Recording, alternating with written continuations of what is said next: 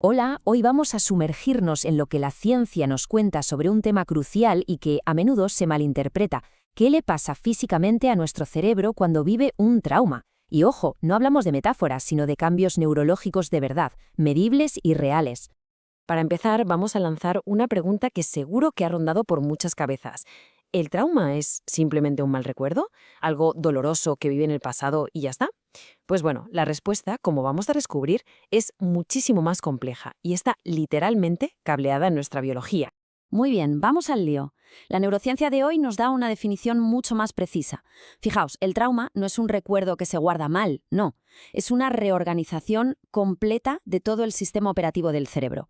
El cerebro cambia su forma de funcionar para manejar una amenaza que percibe como si estuviera siempre ahí, aunque el evento original ya haya acabado hace mucho.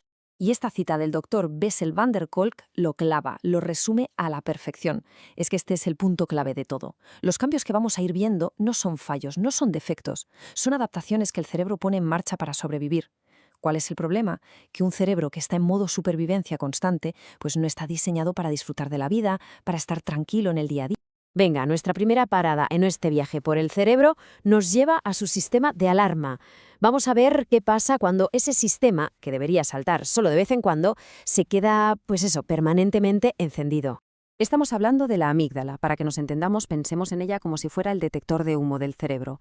Su trabajo es muy sencillo, detectar posibles peligros y ¡pum!, hacer sonar la alarma para que el resto del cuerpo se ponga en marcha. Es un mecanismo vital, súper eficaz. Y aquí es donde la cosa se pone interesante. Esto es lo que nos muestran los estudios de neuroimagen. En un cerebro que se ha reorganizado por un trauma, la amígdala se vuelve hiperactiva. Es como si la sensibilidad de ese detector de humo se hubiera puesto al máximo. De repente, reacciona de forma exageradísima ante cosas que no son un peligro real y, lo que es más importante, pierde la habilidad para diferenciar entre una amenaza que ya pasó y la seguridad del momento presente. Y esto, claro, se traduce directamente en cómo se vive el día a día. Esa hiperactividad neurológica es la que está detrás de la hipervigilancia, de ese estar siempre alerta. Es lo que explica la irritabilidad, las reacciones que nos parecen desproporcionadas y esa sensación continua, agotadora, de que algo malo va a ocurrir. El cerebro ya no se para a pensar esto es peligroso, sino que directamente asume que el peligro puede volver en cualquier momento. Pasamos ahora a otra zona clave del cerebro. Una que se ocupa de algo que damos totalmente por sentado, nuestra percepción del tiempo. O sea, cómo organizamos nuestros recuerdos en una línea temporal que tenga sentido. Si decíamos que la amígdala es el detector de humo, el hipocampo vendría a ser como el archivero. Su función es coger las experiencias, ponerlas en contexto y estamparles un sello de tiempo. Algo así como, esto pasó en tal fecha, en tal sitio y ya se acabó. Esto es, ni más ni menos, lo que nos permite saber que un recuerdo es un recuerdo y no algo que está pasando ahora.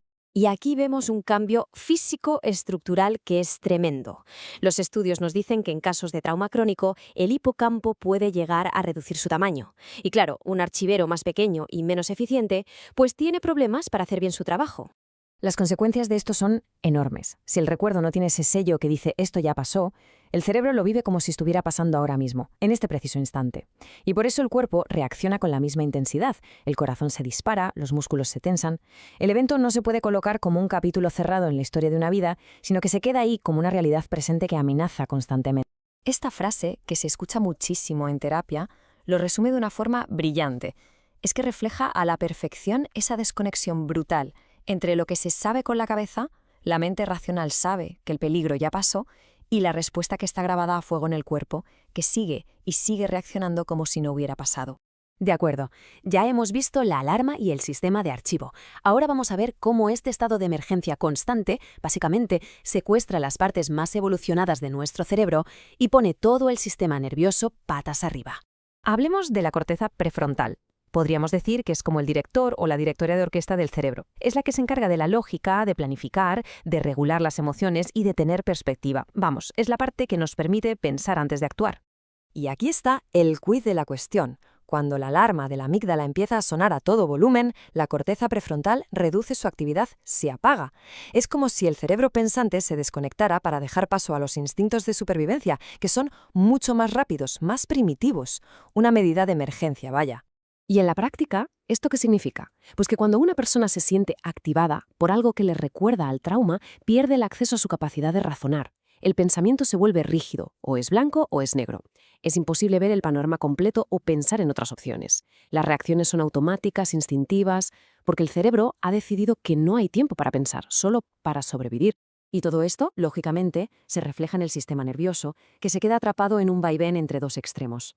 Por un lado tenemos la hiperactivación, ese estado de lucha o huida con ansiedad, rabia, alerta constante. Y por el otro, la hipoactivación, un estado de colapso, de congelación, que se vive como desconexión, apatía o un profundo entumecimiento, tanto físico como emocional. Esta frase resume ese balanceo a la perfección.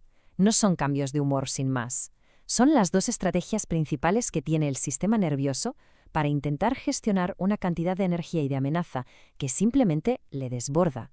Ambas, de nuevo, son adaptaciones para sobrevivir. Y con todo esto sobre la mesa, llegamos a la gran conclusión. Es el momento de unir todas las piezas del puzzle y de darle la vuelta por completo a la historia que normalmente nos contamos sobre el trauma. Después de ver todos estos cambios en el cerebro, toda esta reorganización para poder sobrevivir, la pregunta es obligada. ¿Son la hipervigilancia, la reactividad, la desconexión, son un signo de debilidad personal? La respuesta desde el punto de vista de la neurociencia es un no rotundo, sin ninguna duda. Y es que es fundamental que desmontemos estos mitos. Todo esto que hemos descrito no tiene nada que ver con ser débil emocionalmente. Tampoco es una exageración.